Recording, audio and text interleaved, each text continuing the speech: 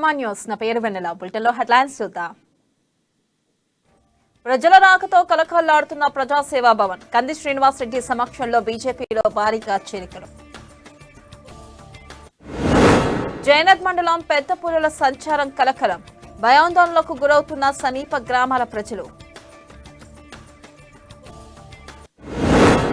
మరోసారి వాయిదా పడ్డ ఆజాద్ ఎన్కౌంటర్ కేసు. వాదనలపై రాతపూర్వకంగా సమర్పించాలని ఆదేశం. నేత్రపర్వంగా కొనసాగిన కార్తీక దీపోత్సవం. దేదీప్యమానంగా వెలిగిపోయిన గోపాలకృష్ణ ఆలయం. చంద్రగ్రహణం సందర్భంగా ఆలయాల మూసివేత. సంప్రోక్షణ నివేదన అనంతరం పునర్దర్శనం.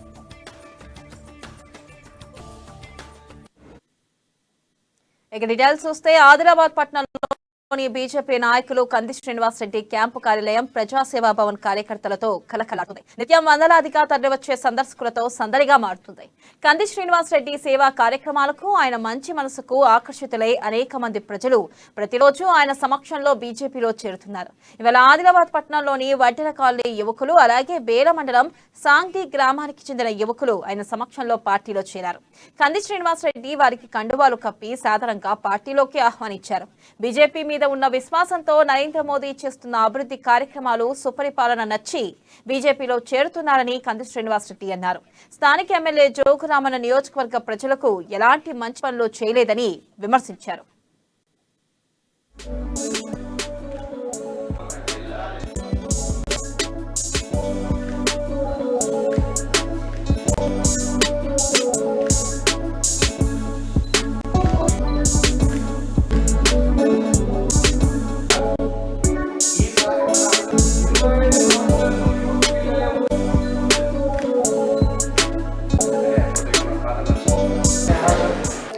ఈరోజు భారతీయ జనతా పార్టీ కుటుంబంలోకి నరేంద్ర మోడీ గారి నాయకత్వాన్ని బలపరచడానికి, భారతీయ జనతా పార్టీని బలపరచడానికి అనేక మంది యువకులు ఈరోజు పార్టీలో చేరడం జరిగింది. వాళ్ళందరికీ స్వాగతం, సుస్వాగతం. ఈరోజు ఆదిలాబాద్లో జోగు రామన్న చేస్తున్నటువంటి అనేకమైనటువంటి మోసపూరిత హామీలతో గెలిచి డబుల్ బెడ్రూమ్ ఇండ్లు కట్టిస్తా అని, కొత్త పింఛన్లు తెస్తా అని, కొత్త రేషన్ కార్డులు తెస్తా అని అనేకమైనటువంటి మోసపూరితమైనటువంటి వాగ్దానాలు చేసి ఏ ఒక్క హామీని నిలబెట్టుకోలేకపోయినటువంటి ఈ జోగు రామన్న వైఫల్యాలకు వ్యతిరేకంగా జోగు రామన్న అనేకమైనటువంటి ప్రామిసులు చేసి, మోసపూరితమైన హామీలు చేసినటువంటి ప్రామిసులు ఒక్క హామీ కూడా నిలబెట్టుకోలేకపోయిండు. ఆయన చేసినటువంటి మోసానికి వ్యతిరేకంగా అనేక మంది యువకులు ఈరోజు భారతీయ జనతా పార్టీలో చేరడం జరుగుతుంది. మీరు మంత్రిగా ఉన్నప్పుడు కానీ 4 సార్లు ఎమ్మెల్యే గెలిపించిండ్రు మిమ్మల్ని ఆదిలాబాద్ ప్రజలు. మీరు మంత్రిగా చేసిండ్రు. గత 8 ఏళ్లలో ఒక్క ఇళ్ళన్న కట్టించినావా నువ్వు? 2018 తర్వాత కొత్తగా ఎన్ని పింఛన్లు ఇచ్చినావు ఆదిలాబాద్లో? 2018 తర్వాత కొత్త రేషన్ కార్డులు ఎన్ని ఇచ్చినావు? ఎంతమంది ఎస్సీ బిడ్డలకు, ఎస్టీ బిడ్డలకు, బీసీ బిడ్డలకు స్కాలర్షిప్లు ఇచ్చినావు గత 3 ఏళ్లలో?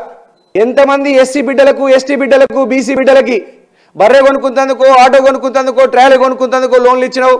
మీ ప్రభుత్వము జోగు రామన్న మోసపూరితంగా ఎంతమంది దళిత బిడ్డలకు 3 ఎకరాలు ఇచ్చినావు? రైతు బీమా అనేది భూమి ఉన్న రైతులకు 5 లక్షలు ఇస్తున్నావు. భూమి లేని రైతులు, గుంట భూమి లేని రైతులు ఏం పాపం చేసిండ్రు? ఎందుకు ఇస్తలేవు రైతు బీమా? ఇదంతా జోగు రామన్న నీది, నీ ప్రభుత్వం వైఫల్యం కాదా? అవ్వకు పింఛనత్తుంది, తాతకు ఎందుకు అత్తలేదు? తాతకు పింఛనత్తే అవ్వకు అత్తలేదు, అవ్వకు పింఛనత్తే తాతకు అత్తలేదు. అవ్వ మనిషి కాదా? అవ్వ బతికి లేదా? అవ్వ బువ్వ తినద్దా? ఎందుకు ఇస్తలేరు ఇంట్లో ఇద్దరికి పింఛన్లు? కొత్త రేషన్ కార్డులు లేవు, కొత్త పింఛన్లు లేవు. ఒక్క గుంట కూడా భూమి లేని రైతు ప్రాణం విలువ, ఆయన చచ్చిపోతే ప్రాణంకు విలువ లేదా? ఆయన కుటుంబం రోడ్డు మీద పడాల్సిందేనా? బీజేపీ మాత్రమే గరీబోళ్ళ పార్టీ, బీజేపీ మాత్రమే గరీబోళ్ళకు అండగా ఉండే పార్టీ, బీజేపీ మాత్రమే గరీబోళ్ళని ఎప్పుడు కూడా కాపాడుకునేటువంటి పార్టీ. ఎన్ని రేషన్ కార్డుల మీద, పింఛన్ల మీద, స్కాలర్షిప్ల మీద, కొత్త ఇండ్ల మీద, రైతు బీమా మీద బహిరంగ చర్చకు నేను సిద్ధం. మీరు సిద్ధమా? వందల ఎకరాలు ఉన్నటువంటి వాళ్ళకి రైతు బంధు ఎందుకు ఇస్తున్నారు? తిన్నది అడగకనా? భారతీయ జనతా పార్టీలో చేరడం జరుగుతోంది. ఈసారి ఆదిలాబాద్ గడ్డని జోగు రామన్న ఈసారి ఇంతకు ముందున్నట్టు ఉండేది ఎలక్షన్, ఈసారి గట్టిగా నేనే భారతీయ జనతా పార్టీని ముందుండి నడిపిస్తా, పువ్వు గుర్తుని ముందుండి నడిపిస్తా, ఆదిలాబాద్ నుంచి నిన్ను తరిమి కొట్టడానికి నేనే ముందుండి నాయకత్వం వహిస్తా. ఆదిలాబాద్ జిల్లా చేలత్ మండలంలో పెద్ద పుల్లు సంచారం కలకలం రేపుతుంది. గూడ గ్రామ శివార్లో ఇవాళ ఉదయం 2 పులులు సంచరించాయి. ఈ విషయంపై అటవీ అధికారులకు స్థానికులు సమాచారం అందించారు. కాలువ వద్ద పులులు సంచరిస్తుండగా చూసిన గ్రామస్తులు భయాందోళనకు గురవుతున్నారు. చనక కొరాట క్యాల్ గుండా పెద్ద పులులు నడుచుకుంటూ వెళ్లగా స్థానికులు కొందరు పులులను సెల్ ఫోన్లో వీడియో తీశారు. మహారాష్ట్రలోని తిప్పేశ్వర్ అభయారణ్యం నుంచి పులులు వచ్చినట్టుగా భావిస్తున్నారు. ఇక ఉమ్మడి ఆదిలాబాద్ జిల్లా పరిధిలోని పలు ప్రాంతాల్లో ఇటీవల కాలంలో పెద్ద పులుల సంచారం పెరిగింది. పలు చోట్ల పశువులపై దాడి చేసిన సంఘటనలు ఉన్నాయి.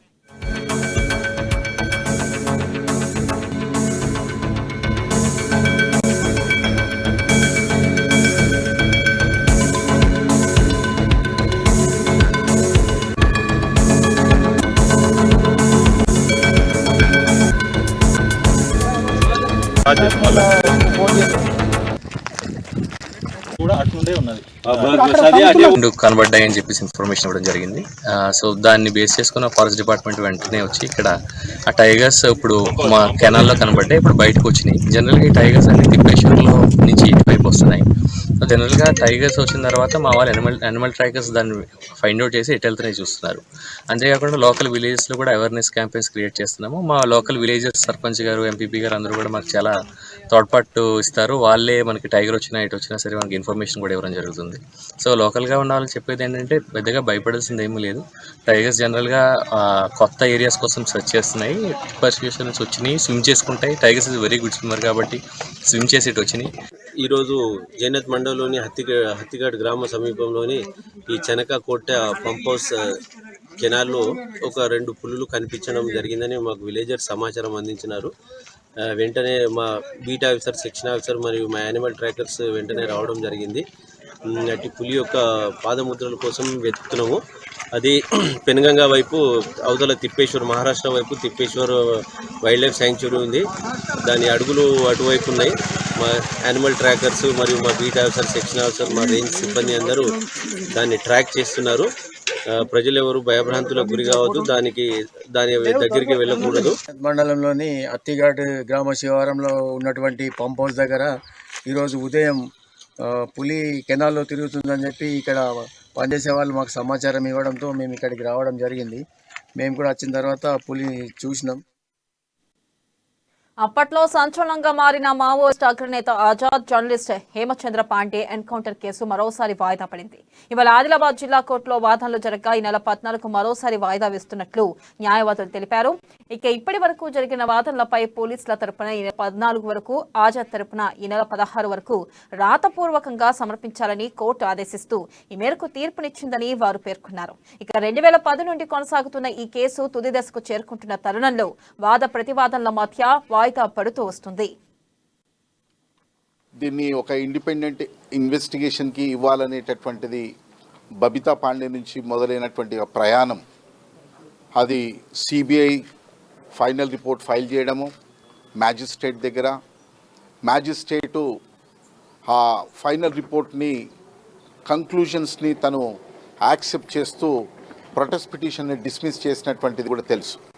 దాని తర్వాత ఇదే రివిజనల్ కోర్టులో మ్యాజిస్ట్రేట్ ఇచ్చినటువంటి ఆర్డర్ని సెటిసైడ్ చేసి మళ్ళీ కేసులో పూర్తి ఆధారాలు ఉన్నాయి ట్రయల్ కండక్ట్ చేయడానికి అని చెప్పి మళ్ళీ దాన్ని మ్యాజిస్ట్రేట్కి పంపితే హైకోర్టులో ఏదైతే పోలీస్ ఆఫీసర్స్ ఉన్నారో ఇందులో హైకోర్టులో రివిజన్ ఇస్తే రివిజన్ కోర్టు మళ్ళీ ఆ యొక్క మ్యాటర్ని మళ్ళీ జిల్లా కోర్టుకు పంపించడం జరిగింది. కేవలం సాక్షులుగా బాధితలుగా ఉన్నవాళ్ళు పూర్తి సాక్ష్యాన్ని చెప్పలేదు.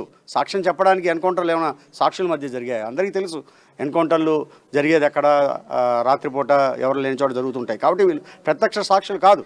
కానీ వాళ్ళకి ఏమాత్రం తెలుసో అది మటుకే చెప్పారు. ఈ క్రిమినల్ కేసుల్లో ప్రత్యక్ష సాక్షి అయి ఉండాల్సిన అవసరం లేదు. కేసు తీసుకోవాలన్నా ఆ కేసు దాని ద్వారా వాళ్ళకి శిక్ష వేయాలన్నా సర్కమ్స్టెన్షియల్ ఎవిడెన్స్ అంటున్నాం. అంటే దానికి ముందు వెనకలు ఉన్న ఎవిడెన్స్ని కూడా సాక్ష్యంగా పరిగణించి ఉన్న ఆధారాలన్నింటితో కలిపి చూసి దాని ద్వారా కేసు నడపాలి. అదే మేము ఇక్కడ ఆర్గ్యూ చేసాం. దీంట్లో ఆ రకమైన డాక్యుమెంట్లు, అది సాక్ష్య రూపంలో కావచ్చు, లేదా డాక్యుమెంట్ రూపాల్లో కావచ్చు, లేదా అట్లాగే పోలీస్ సిబిఐ వాళ్ళు చెప్పిన సైంటిఫిక్గా కావచ్చు, ఇవంతా కూడా ఎంత కావాలో. బీజేపీ నాయకులు కంది శ్రీనివాస్ రెడ్డి అనేక సామాజిక సేవా కార్యక్రమాలు చేపడుతూ ప్రజల మన్ననలో అందుకుంటున్నారు. ఆపదలో ఉన్న వారిని కేఎస్ఆర్ ఫౌండేషన్ ఆధ్వర్యంలోని ప్రాణదాత అంబులెన్స్లు సమయానికి ఆసుపత్రులకు చేర్చుతూ ఆపద్ బాంధవులులా నిలుస్తున్నాయి. ఆదిలాబాద్ పట్టణంలోని మహాలక్ష్మి వాడకు చెందిన రాథోడ్ కన్వర్ సింగ్ కాలియన్ సంబంధిత వ్యాధితో బాధపడుతున్నాడు.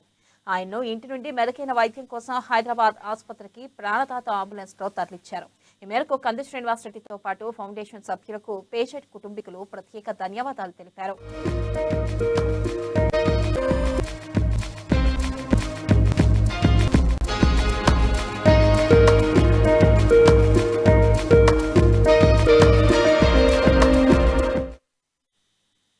కార్తీక పౌర్ణమిని పురస్కరించుకొని ఆదిలాబాద్ జిల్లా కేంద్రంలోని శ్రీ గోపాలకృష్ణ మఠంలో నిర్వహించిన కార్తీక దీపోత్సవం కన్నుల పండుగగా కొనసాగింది. సనాతన హిందూ ఉత్సవ సమితి ఆధ్వర్యంలో ఏర్పాటు చేసిన ఈ కార్యక్రమానికి భక్తులు భారీ సంఖ్యలో విచ్చేసి దీపాలు వెలిగించారు. ఆ దీపాల వెలుగులో ఆలయ ప్రాంగణం దేదీప్యమానంగా వెలిగిపోయింది. ఎమ్మెల్యే జోగురామన్న మఠాధిపతి యోగానంద సరస్వతితో కలిసి జ్యోతి ప్రజ్వలన చేసి కార్యక్రమాన్ని ప్రారంభించారు. ఈ సందర్భంగా చిన్నారుల సాంస్కృతిక ప్రదర్శనలు ఆకట్టుకున్నాయి. ఈ కార్యక్రమంలో additional collector Nataraj, DCCB chairman Addi Pochareddy, DSP Umender తదితరులు పాల్గొన్నారు.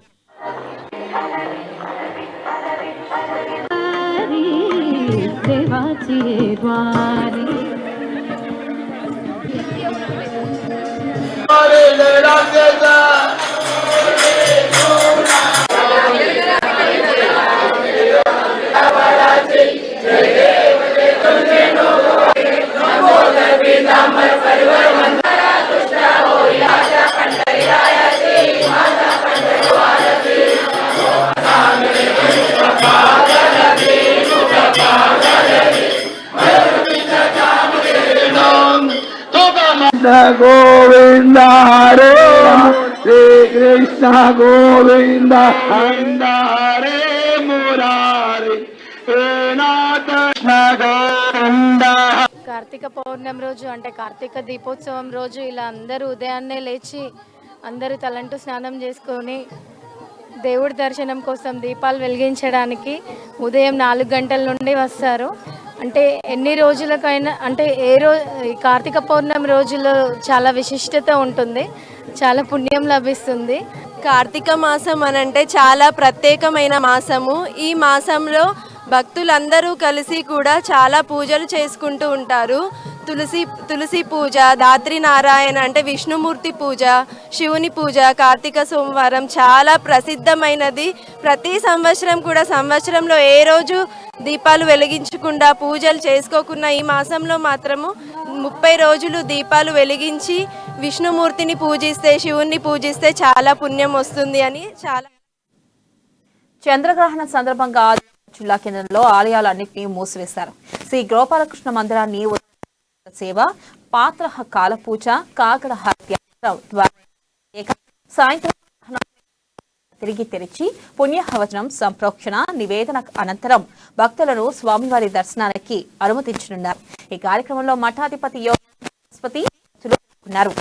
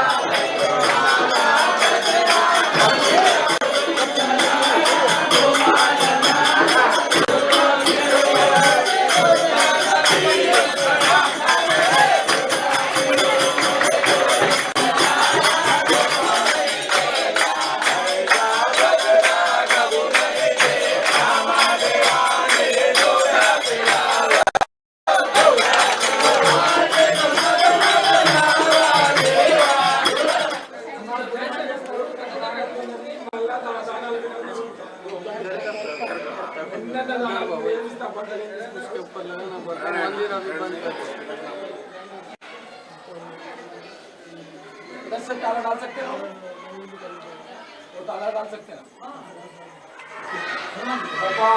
कृष्ण भगवान की जय। ఈ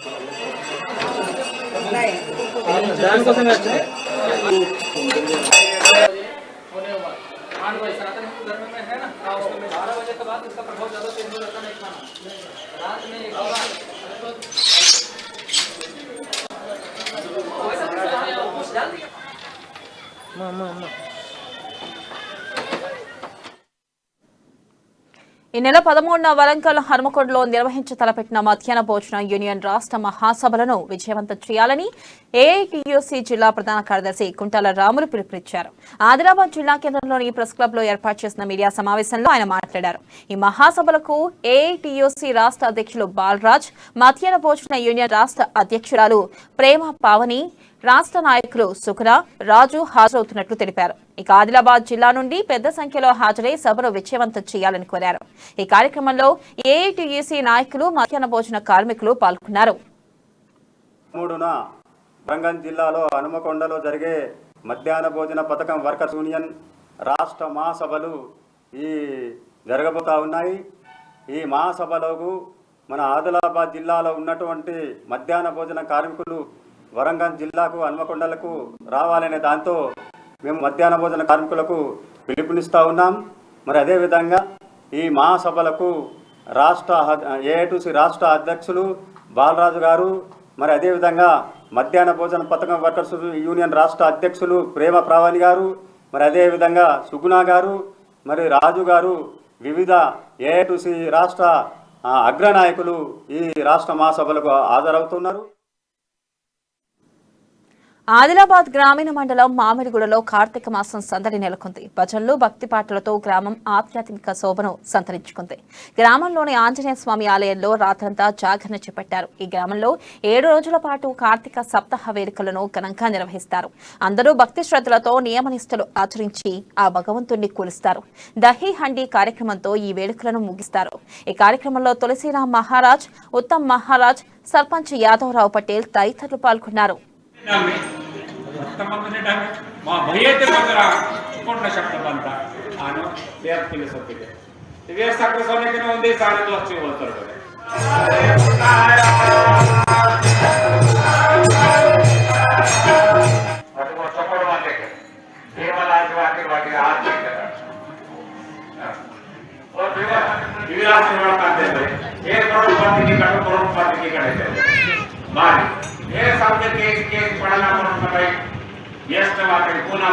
ఈరోజు అనగా కార్తీక సప్తాహ నిమిత్తం ప్రతి సంవత్సరం కూడా ఈ కార్తీక సప్తాహ పండుగను జరుపుకుంటున్నాం.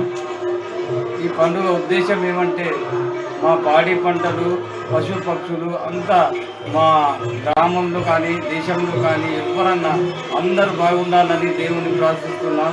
ఈ కార్తీక మాసంలో ఒక్క నెల భోజగిరి పౌర్ణిమ నుంచి అయితే ఈ పౌర్ణిమ వరకు ఈ కార్యక్రమంను మేము ప్రతి సంవత్సరము నిర్వహిస్తాము. ఈ కార్యక్రమంలో అన్నదానాలు, ప్రేమానురాగాలు అందరితో పంచి వేరే ఊరు నుంచి కూడా మా ఆదివాసీ ఆదిలాబాద్ జిల్లా కేంద్రంలోని శ్రీ గోపాలకృష్ణ ఆలయం భక్తులతో కిటకిటలాడింది. కార్తీక శోభను సంతరించుకుంది. ఉదయం నుండి భక్తులు అధిక సంఖ్యలో తరలి రావడంతో సందడి వాతావరణం నెలకొంది. గోపాలకృష్ణ మఠాధిపతి యోగానంద సరస్వతి ఆధ్వర్యంలో ప్రత్యేక పూజలు నిర్వహించారు. అనంతరం భక్తి శ్రద్ధల మధ్య మహిళలు కాగడ దీపాలను వెలిగించి తమ భక్తి భావాన్ని చాటుకున్నారు. ఆ దీపాల వెలుగులో ఆలయం కాంతులను విరచిమ్ముతూ దేదీప్యమానంగా వెలిగిపోయింది. దీపదానం, గోపూజ చేసి తమ మొక్కులు చెల్లించుకున్నారు.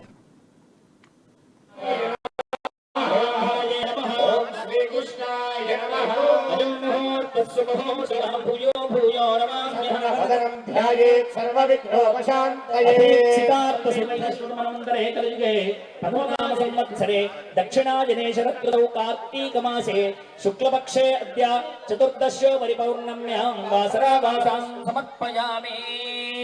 नितान्तकान्तदन्तकान्तरे निरन्तरं वसन्तमेव योगिनां तवे गणेश्वरम् अरोगतामदोषतां सूर्यकोटिसमप्रभो निर्विघ्नं कुरु मे देव सर्वकार्यं सुरेशं विश्वाधारं गगनं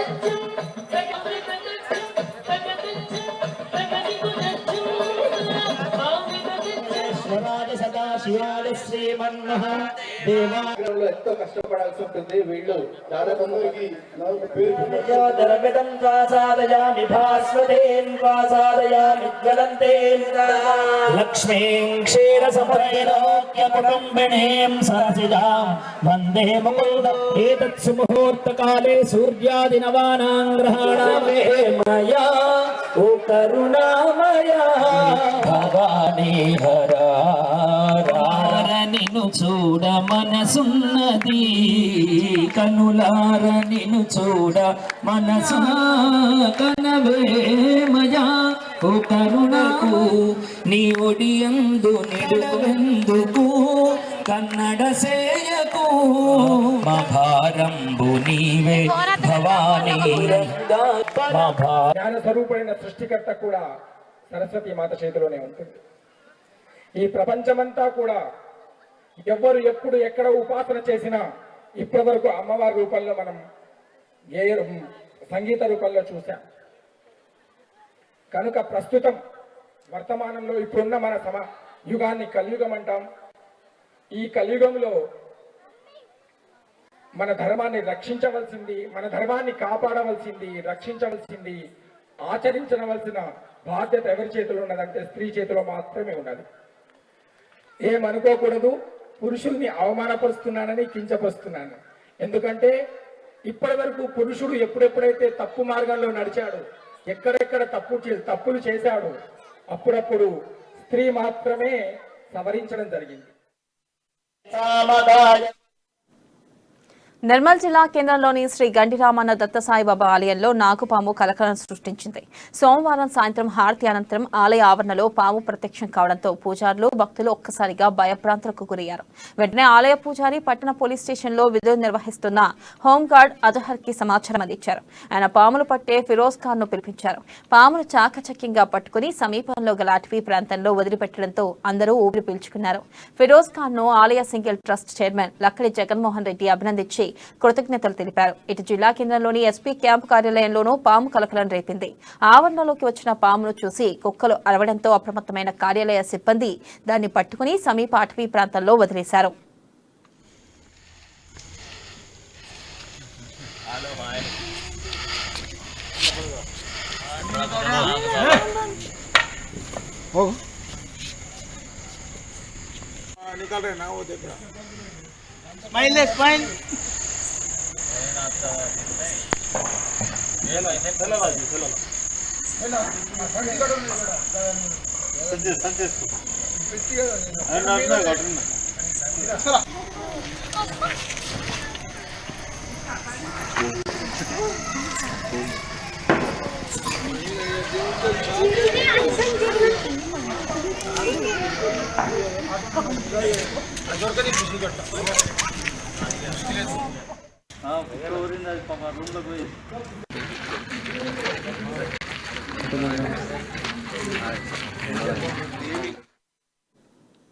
ఆదిలాబాద్ జిల్లా బోధ్ నియోజకవర్గ కేంద్రంలో టీపీసీసీ అధ్యక్షులు రేవంత్ రెడ్డి జన్మదిన వేడుకలను కాంగ్రెస్ శ్రేణులు ఘనంగా జరుపుకున్నారు.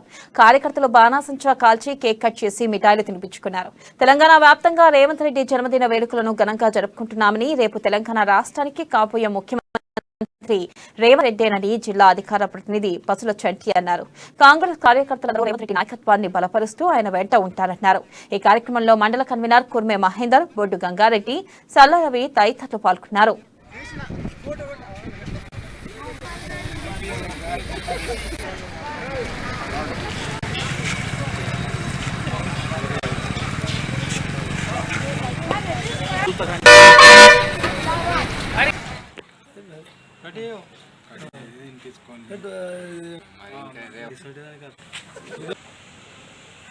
రాబోయే ముఖ్యమంత్రి రేవంత్ రెడ్డి గారి యొక్క జన్మదిన వేడుకలు అంగరంగ వైభవంగా నిర్వహిస్తా ఉన్నాం.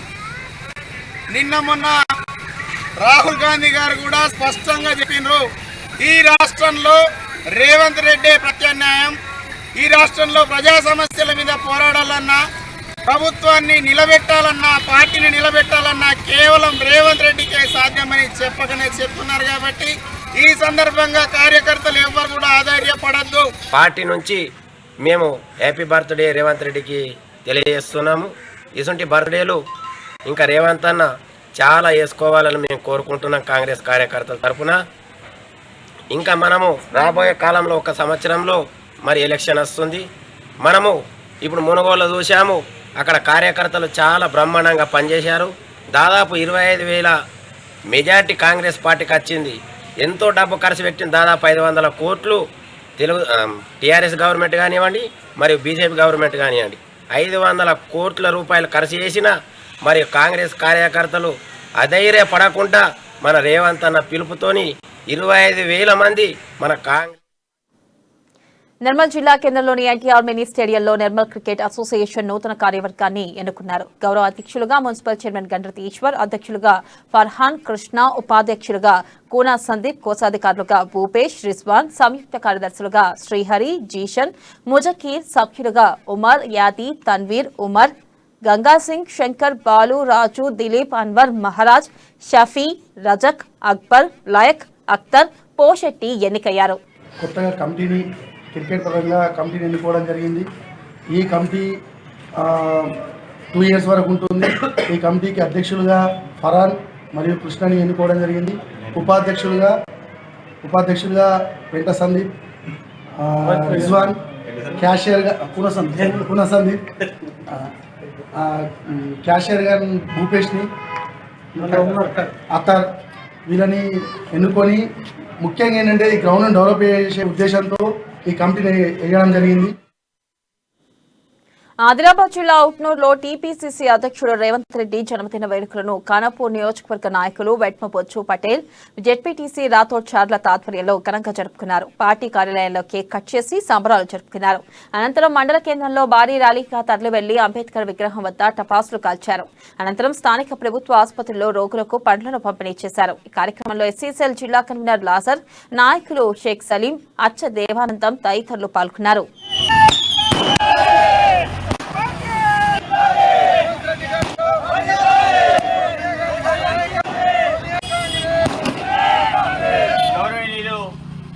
సభ్యులు, టీపీసీసీ అధ్యక్షులు అనుముల రేవంత్ రెడ్డి గారి బర్త్డే సందర్భంగా ఉట్నూరు మండల కేంద్రంలో బర్త్డే కార్యక్రమాన్ని ఏర్పాటు చేయడం అనేది జరిగింది.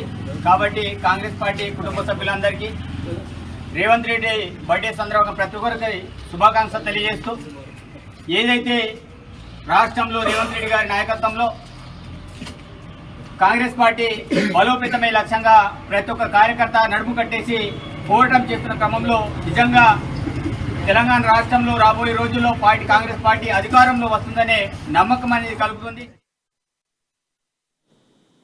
ఇవి బులెటిన్ అప్డేట్స్. మరిన్ని అప్డేట్స్ తో మళ్ళీ కలుసుకుందాం. కీప్ వాచింగ్ అమ్మా న్యూస్, నిజం కోసం జనం కోసం.